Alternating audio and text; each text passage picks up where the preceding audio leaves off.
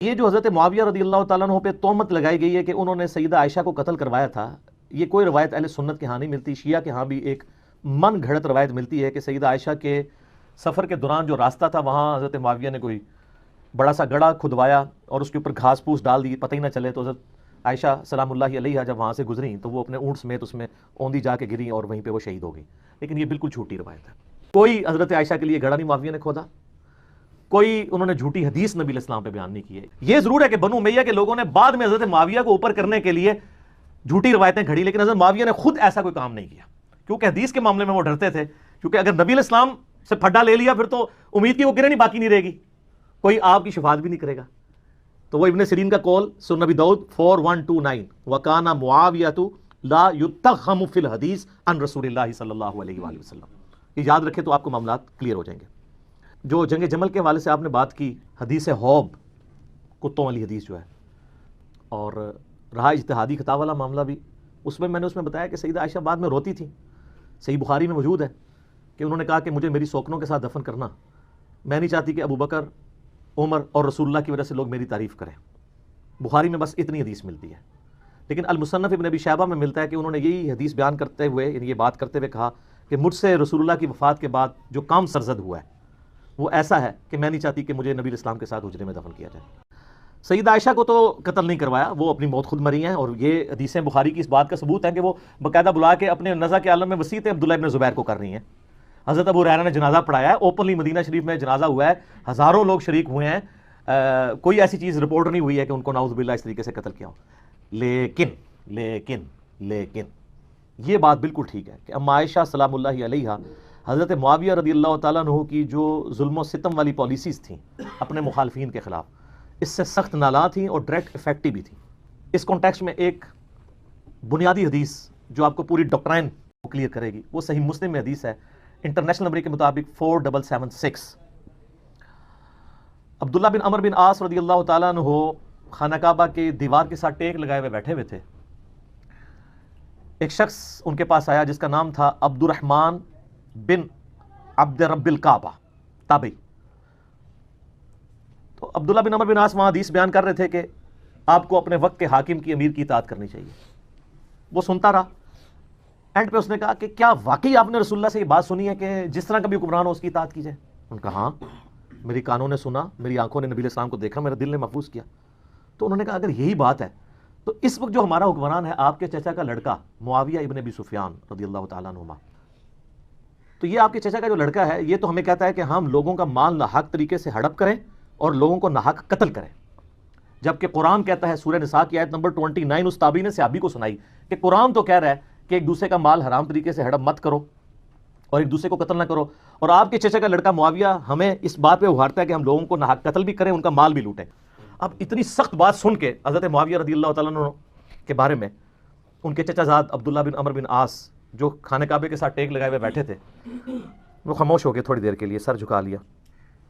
پھر انہوں نے سر اٹھا کے کہا کہ جن معاملات میں معاویہ تمہیں اللہ اور اس کے رسول کے مطابق چلنے کا حکم دیتا ہے اس میں اس کی اطاعت کرو، اور جس میں وہ اللہ کی نافرمانی کا تمہیں حکم دے اس میں تم اس کی نافرمانی کرو. دیکھیں یہ صحابی کی اپروچ یہی ہوتی ہے. یہ ہے وہ بنیادی حدیث جس سے آپ کو پتہ چلے گا کہ اس وقت سینیریو کیا بنا ہوا تھا. اب اس کے بعد آپ ذرا اس طرف آ جائیں کہ سیدہ عائشہ ڈائریکٹ افیکٹو کیوں تھی. سیدہ عائشہ کے بھائی تھے ایک محمد ابن ابی بکر، ان کو حضرت معاویہ رضی اللہ تعالیٰ عنہ نے قتل کروایا تھا. محمد بن ابی بکر 9 ہجری میں پیدا ہوئے ہیں اور 30 سال سے کم ان کی عمر تھی کہ ان کو قتل کر دیا گیا. اور ان کا بیٹا ایک ہی تھا قاسم، اور قاسم کی جو آگے سے بیٹی تھی وہ تھی فاطمہ جو امام جعفر صادق علیہ السلام کی ماں ہے. اچھا میرے بھائیو، جو محمد ابن ابی بکر ہے نا رضی اللہ تعالیٰ عنہ علیہ السلام، یہ کوئی عام بندہ نہیں ہے. یہ سیدنا ابو بکر کے وہ بیٹے ہیں جو نبی علیہ السلام کے آخری حج کے دوران پیدا ہوئے تھے، اور ان کی والدہ اسما بنت امیس نبی علیہ السلام کے ساتھ حج کے لیے تشریف لے گئی تھی. اور بخاری مسلم میں موجود ہے کہ اس دوران وہ کہتے ہیں میں نے محمد کو جنا. ماشاءاللہ. تو نبی علیہ السلام نے ان کو دیکھا ہوا ہے، ان کی زیارت نبی علیہ السلام نے کی ہے، اور انہوں نے نبی علیہ السلام کی زیارت کی ہوئی ہے، لیکن اپنی شیر خارگی کی عمر میں. صحابی بھی آپ کہہ سکتے ہیں، تابعی تو ہیں ہی ہیں. بار نبی علیہ السلام نے آمنا سامنا ہوا ہے. اچھا پھر سیدنا ابوبکر تو فوت ہو گئے 13 ہجری کے اندر، تو اس وقت ان کی عمر آلموسٹ 4 سال تھی. چھوٹے سے بچے تھے. تو ان کی جو والدہ تھی نا اسما بنت امیس, حضرت ابوبکر کی وفات کے بعد حضرت علی نے ان سے شادی کر لی. اب حضرت علی نے جب شادی کی تو ان کی ساری پرورش محمد بن ابی بکر کی کس نے کی؟ مولا علی نے. اسی لیے جنگ جمل میں اور جنگ صفین میں یہ حضرت علی کے کمانڈر تھے, اور یہی تھے جو سیدہ عائشہ کو جا کے سمجھاتے تھے حجرے میں کہ بہن تو کس طرف چل پڑی ہے. اور یہی وہ تھے کہ جب مولا علی نے سیدہ عائشہ کو احترام کے ساتھ جمل میں شکست کے بعد جب واپس مدینہ شریف روانہ کیا تو محمد بن ابی بکر کو ساتھ بھیجا تھا کہ تم اپنی بہن کے ساتھ جاؤ. تو سیدہ عائشہ کی ان سے ایک بڑا اس اعتبار سے شغف بھی تھا, یہ بڑے ہمدرد بھی تھے. ان کو حضرت علی نے اپنے دور میں مصر کا گورنر لگایا تھا. تو ظاہر کوفے سے دور تھا, شام کی باؤنڈریز لگتی تھی, وہاں سے حضرت معاویہ کی چھاپا دار جو ٹیمیں ہیں وہ حملے کرتی تھی. تو محمد بن بکر کو قتل کروا دیا, حتیٰ کہ ایک گدھے میں ان کی لاش رکھ کے اس کو آگ لگا دی گئی. استغفر اللہ. اور یہ اس کے اوپر اجماع ہے, کوئی دنیا میں اس کا انکار نہیں کرے گا, ہماری اہل سنت کی تمام کتابوں میں موجود ہے, حتیٰ کہ صحیح مسلم شریف میں بھی اس کا ذکر موجود ہے. انٹرنیشنل نمبر کے مطابق 4722. اما عائشہ سے ایک بندہ مصر سے ملنے کے لیے آیا تو انہوں نے پوچھا ہاں مصر کے حکمران کی کیا حالت ہے, کیونکہ اما عائشہ کے بھائی کو مار کے تو وہاں حضرت معاویہ نے اپنا حکمران لگا دیا تھا اور مصر جو ہے وہ چھین لیا تھا حضرت علی سے. تو ظاہر ہے جو دنیا دار بادشاہ ہوتے ہیں وہ اپنے چمچوں کو نوازتے ہیں. تو ان کا ہمارا جو گورنر وہ تو بہت اچھا ہے, ہمارا خرچہ پانی ختم ہو جائے خرچہ دے دیتا ہے, ہمارا اگر گھوڑا مر جائے نیا گھوڑا خرید کے دے دیتا ہے, اور اگر کوئی غلام مر جائے تو نیا غلام دے دیتا ہے. تو سیدہ عائشہ نے کہا کہ جو کچھ تم لوگوں نے میرے بھائی محمد ابن ابی بکر کے ساتھ کیا, تمہارے اس مصر کے گورنر نے اور اس پارٹی نے, یہ بات مجھے اس چیز سے نہیں روکے گی کہ میں تمہیں رسول اللہ کی ایک حدیث سناؤں جو اسی حجرے میں جہاں تم مجھ سے ملنے آئے ہو. اما عائشہ وہ پردے میں ملا کرتی تھی. اسی حجرے میں نے اللہ کے محبوب صلی اللہ علیہ وآلہ وسلم سے سنا تھا کہ آپ علیہ السلام یہ دعا کیا کرتے تھے, اے اللہ جو حکمران اپنی رعایا کے ساتھ سختی کرے تو بھی اس کے ساتھ سختی فرمانا, اور جو اپنی رعایا کے ساتھ نرمی کرے تو بھی اس کے ساتھ نرمی فرمانا. اور جو کچھ تم لوگوں نے میرے بھائی کے ساتھ کیا, یعنی وہ یہ کہنا چاہ رہی تھی کہ اللہ تعالیٰ ہی اس کا پھر بدلہ ہمیں لے کے دے گا جو کچھ تم لوگوں نے میرے بھائی کے ساتھ محمد ابن ابی بکر کے ساتھ کیا رضی اللہ تعالی عنہما وعلیہم السلام. تو سیدہ عائشہ اس وجہ سے حضرت معاویہ سے ناراض تھی. یہ تو ایک بھائی کا آپ نے سنا. ایک دوسرا بھائی تھا, وہ تھا عبد الرحمن بن ابی بکر, اور وہ ایسا بھائی تھا کہ اس کی ماں اور سیدہ عائشہ کی ماں بھی سیم تھی. اس کے بارے میں آپ صحیح بخاری اٹھا کے دیکھ لیں, 4827 نمبر حدیث ہے. مروان جب حجاز کا گورنر ہوتا ہے, مسجد نبی میں خطبہ دیتے ہوئے وہ بار بار یزید ابن معاویہ کا ذکر کرتا ہے تاکہ وہ بیعت لے حضرت معاویہ کے بعد ان کے بیٹے کے لیے. یہ بخاری کے الفاظ ہیں. تو اللہ تعالیٰ نے امیر المومنین کو یہ بات سجھائی ہے. اچھا یہ بخاری میں بھی حدیث ہے. تو بخاری کے الفاظ ہیں, عبد الرحمن بن ابی بکر کھڑے ہوئے اور انہوں نے اس حاکم وقت کو کچھ کہا. اب امام بخاری نے یہ نہیں بتایا کہ کیا کہا, لیکن یہ بات سمجھ آ گئی کہ گل چوبے علی کی تھی, اگر وہ لگ گئی جا کے, کیونکہ وہ بھی اس قسم کی باتیں کر رہا تھا. وہ باتیں میں آپ کو دوسری کتابوں سے, حاکم سے اور سنن نسائی الکبریٰ سے بتاؤں گا. تو اس کے بعد بخاری کے الفاظ ہیں کہ وہ مروان کو غصہ آیا, اس نے کہا پکڑو اسے, گرفتار کرو. تو سیدنا عبد الرحمن بن بکر فوراً جا کے مسجد نبی کے ساتھ ایڈجسٹنٹ اما عائشہ کا حجرہ تھا اس میں جا کے چھپ کے. اب اتنے تو کوئی بغیرت نہیں تھا, اتنی عوام دیکھ رہی تھی حضرت عائشہ کے حجرے میں, تو کوئی گھس نہیں سکتا تھا. وہ تو محرم تھے, ان کے بھائی تھے. تو مروان کا غصہ نہیں ٹھنڈا ہوا, اس نے باہر سے کہا ہاں ابو بکر کے بیٹے تو ہی ہے نا جس کے بارے میں وہ آیت نازل ہوئی ہے سورۃ الاحقاف آیت نمبر 17, کہ یہ کہتا ہے کہ میرے ماں باپ مجھے کہتے ہیں کہ جب ہم مر کے مٹی ہو جائیں گے تو دوبارہ سے زندہ کیے جائیں گے, یہ تو اگلے لوگوں کی کہانیاں ہیں. ابو بکر کے بیٹے یہ تیرے بارے میں نازل ہوئی ہے, تو اپنے ماں باپ کو کہتا تھا کہ قرآن اگلے لوگوں کی کہانی ہے. نعوذ باللہ, کتنا بڑا جھوٹ بولا. تو سیدہ عائشہ سے برداشت نہیں ہوا, وہ حجرے کے اندر سے ہی بولی. انہوں نے کہا آل ابی بکر کے بارے میں کوئی آیت ایسی نازل نہیں ہوئی ہے سوائے سورہ نور کی وہ آیات جو میری برات میں نازل ہوئی تھی, حدیث افک والی. تو آل ابی بکر کے اوپر الزام لگاتا ہے. بخاری میں اتنی حدیث ہے, لیکن فلنگ دی بلینکس موجود ہے. انہوں نے بلینکس امام بخاری نے چھوڑی ہیں, وہ فل کی ہیں حاکم نے اور سنن نسائی الکبریٰ میں, اور حافظ ابن کثیر نے بھی کر دی سورۃ الاحقاف آیت نمبر 17 میں. وہ کیا ہے کہ مروان نے کہا کہ امیر المومنین جو ہے نا یہ چاہتے ہیں کہ اپنے بعد اپنے بیٹے کو نامزد کر دیں, جس طرح کہ ابو بکر نے بھی تو عمر کو نامزد کیا تھا, حالانکہ وہ بھی مشورے سے کیا تھا, اور دوسرا عمر حضرت ابو بکر کے بیٹے تھے. تو کیا وہ مطلب وہ کس طریقے سے ریزیمبلنس بنا رہا تھا, تو اس پہ ابو بکر کے بیٹے کو غصہ تو آنا تھا نا. تو ابو بکر کا بیٹا عبد الرحمن بن ابی بکر وہاں کھڑا, اس نے کہا سیدھی طرح کیا ہے, تیرا امیر المومنین معاویہ کیسر و کسرا کے طریقے پہ چلنا چاہتا ہے, ابو بکر اور عمر کے طریقے پہ نہیں. ہائے ہائے ہائے, اے او گل سی جیڑی بخاری میں لکھا ہے, کچھ کہا انہوں لگ گئی آگ, انہوں نے کہا پڑھو انہوں. پھر آگے بخاری میں آتا ہے, اور اس میں آگے موجود ہے کہ سیدہ عائشہ نے اندر سے کہا اسکت, چپ کر, بکواس بند کر, آل ابی بکر کے بارے میں کوئی ایسی آیات نازل نہیں ہوئی سوائے میری برات میں. اور ان حدیثوں میں آگے موجود ہے البتہ مروان تیرے بارے میں موجود ہے جب تو اپنے باپ حکم کی پشت میں تھا، رسول اللہ نے کہا تھا حکم پہ لعنت، اس کی اولاد پہ لعنت، تو اسی لعنت کا ٹکڑا ہے۔ حضور نے تو پہلے ان دونوں باپ بیٹا کو حضور نے مدینہ بدر کر دیا تھا۔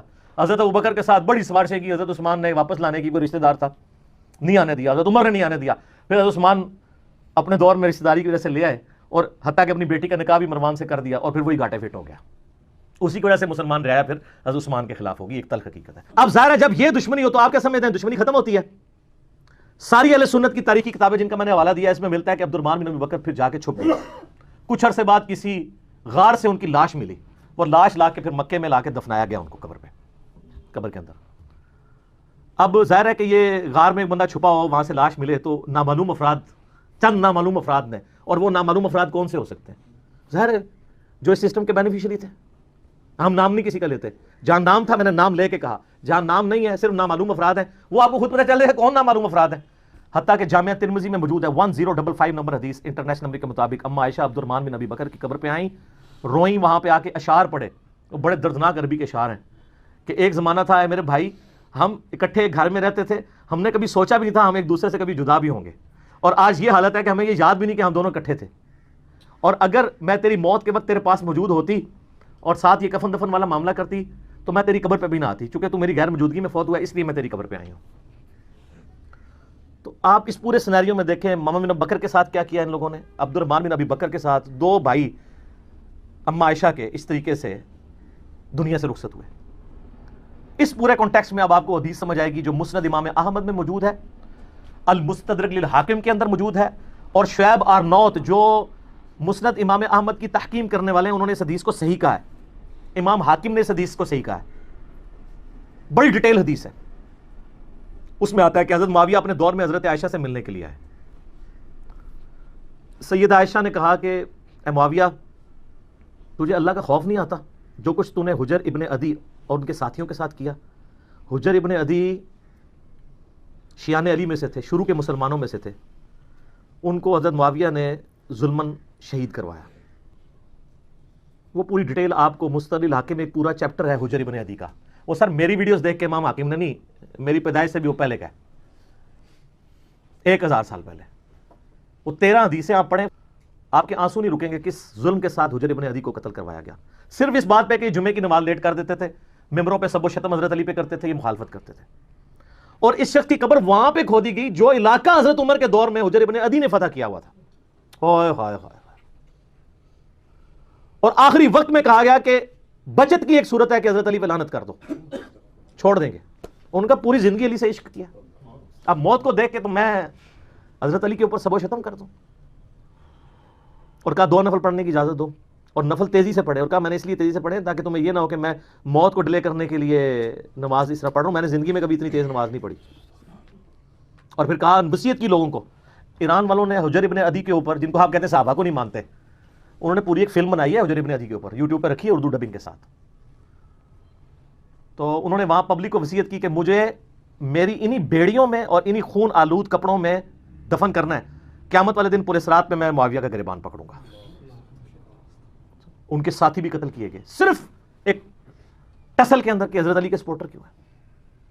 اب حجر ابن عدی ان کے ساتھیوں کا جب قتل ہوا، سیدہ عائشہ تو پھر بڑی دکھی تھی اس کی وجہ سے، تو حضرت معاویہ جب ملنے کے لیے آئے، مسند امام احمد المستدرک الحاکم میں موجود ہے، شعیب آرنوت نے کہا حدیث صحیح ہے، کہا معاویہ تجھے کوئی خوف نہیں آیا، تو نے حجر ابن عدی اور ان کے ساتھیوں کے ساتھ جو کچھ کیا، اور تجھے ڈر نہیں لگتا کہ میں ایک بندہ مقرر کروں جو چھپ کے تیرے اوپر وار کرے اور تجھے قتل کر دے؟ یعنی حضرت عائشہ کا غصہ کس لیول کا تھا کہ میں گریلا وار کروا کے تجھے مروا نہ دوں۔